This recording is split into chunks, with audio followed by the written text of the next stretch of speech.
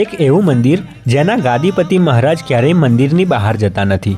નમસ્કાર મિત્રો, તમે જોઈ રહ્યા છો શ્રી સંતરામ મહારાજ મંદિર, જે ખેડા જિલ્લાના નડિયાદ તાલુકામાં આવેલું છે અને મહાન સંત એવા સંતરામ મહારાજને સમર્પિત છે।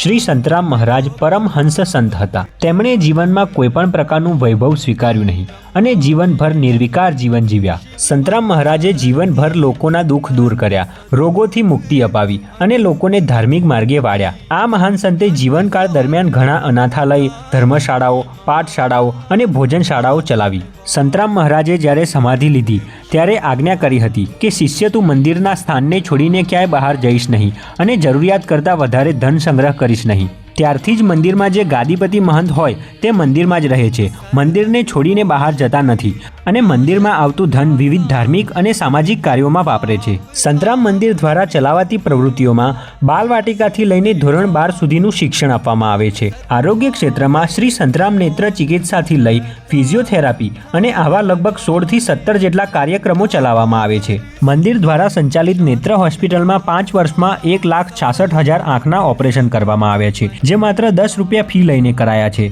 સામાજિક અને ધાર્મિક કાર્યક્રમો તરીકે ભોજનશાળા હંમેશા ચાલુ રહે છે તથા બીજા 15 થી 16 જેટલા સામાજિક ક્ષેત્રે કાર્યક્રમો ચલાવવામાં આવે છે।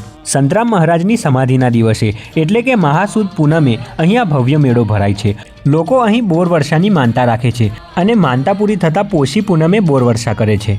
તો પ્રેમથી બોલો, સંતરામ મહારાજ સત્ય છે।